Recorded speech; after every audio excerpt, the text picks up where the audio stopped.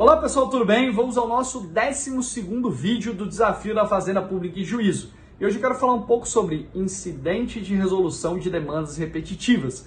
O chamado IRDR foi introduzido no ordenamento jurídico brasileiro através do Código de Processo Civil de 2015 e foi inspirado, segundo a exposição de motivos, no procedimento modelo alemão.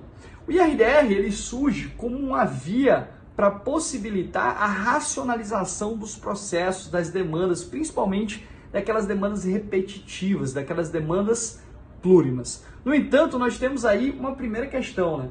A nomenclatura IRDR, incidente de resolução de demandas repetitivas, ela é inadequada porque quando você vai ao artigo 976 do CPC, você vislumbra que o IRDR se destina não à resolução de demandas repetitivas, mas à resolução de questões repetitivas que são verificáveis em vários processos. Tanto que, diante do que prevê o CPC, para que eu possa instaurar um IRDR, eu tenho que ter uma multiplicidade de processos nos quais eu vislumbro a mesma questão de direito processual ou material que possa gerar risco de ofensa à isonomia e à segurança jurídica. Mas nós vamos avançar para debater um ponto muito específico que pode vir na tua prova subjetiva, na objetiva também. O que acontece? Lá no artigo 982 do Código de Processo Civil, quando o Código vai tratar da admissão do IRDR, ele prevê, no 982, inciso 1º, que em face da admissão do incidente, serão suspensos todos os processos que tramitam no Estado ou naquela região. O Código ele prevê, em tese, uma automaticidade da suspensão, ou seja, admitido o incidente, lembrando que a admissão do IRDR é sempre colegiada, o Código prevê que os processos serão suspensos. No entanto, a jurisprudência e a doutrina majoritária têm compreendido que essa suspensão ela não é automática, ela depende de uma avaliação do caso concreto, de uma conveniência acerca da suspensão. Nós temos até enunciado do CJF nesse sentido. Mas imaginemos que foi instaurado o IRDR no Tribunal de Justiça do Estado de Alagoas, ele foi admitido e houve determinação de suspensão dos processos com base no 982, inciso 1º do CPC. Diante dessa determinação de suspensão de processos, lá nos parágrafos 3º e 4º, o CPC prevê o que a gente chama de suspensão nacional em incidente de resolução de demandas repetitivas.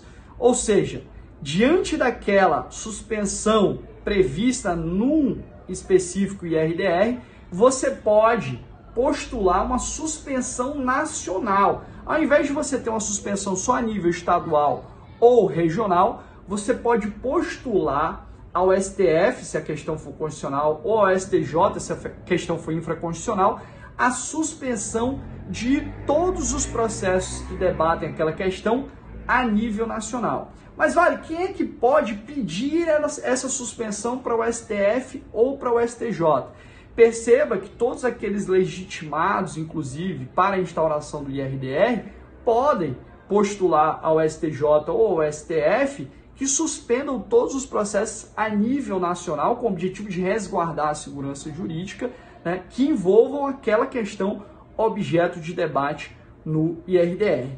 Mas o Código vai além no parágrafo 4º. Ele fala o seguinte, olha, se você é parte de um processo que discute aquela mesma questão, ainda que o seu processo não tramite naquele estado ou naquela região, você pode pedir ao STJ ou ao STF que suspenda todos os processos a nível nacional. Então, não necessariamente serão as partes do processo no qual foi instaurado o IRDR ou partes de processos que tramitam naquele estado ou região. Pode, por exemplo, uma parte de um processo que discute a mesma questão jurídica que está em outro estado ou outra região, postular ao STJ ou ao STF a suspensão de todos os processos a nível nacional. É isso que claramente estabelece o artigo 982, parágrafo 4º do Código de Processo Civil. No entanto, esse 982, parágrafo 4º, tem sido lido de maneira equivocada tanto pelo STJ como pelo STF. O STJ e o STF, eles estabelecem que a parte de um processo que tramita fora do estado ou da região na qual foi instaurado o IRDR, ela só pode postular a suspensão nacional se eventualmente foi instaurado o IRDR no seu estado ou na sua região e ele não foi admitido. Veja que tanto o STJ como o STF, eles inserem um requisito que não está no CPC. Ou seja, eles dizem, olha, se você é parte de um processo que tramita em outro estado ou outra região, você só pode pedir a suspensão nacional se no seu estado ou na sua região foi instaurado o IRDR e esse IRDR foi inadmitido, o que é equivocado. Esse entendimento do STJ e do STF é contra a lege.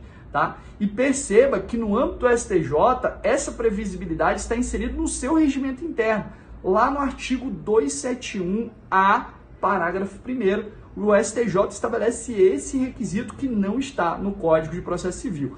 E o STF, por sua vez, lá no SRDR número 12, também previu esse requisito que, como eu disse, não está inserido no CPC. Então você precisa conhecer essa discussão. Tanto o STJ como o STF têm entendido que para a postulação da suspensão nacional por uma parte, né, de um processo que discute a mesma questão jurídica, mas que está em outro estado ou em outra região diferente, né, do estado ou da região na qual foi instaurado o IRDR, ela precisa comprovar que no seu estado ou na sua região foi instaurado o IRDR e este IRDR não foi admitido. Beleza, pessoal? Ponto muito importante, questão controversa. Eu já escrevi um artigo sobre isso, também vou enviar para vocês aqui no nosso grupo do Telegram. Um grande abraço e até o próximo vídeo.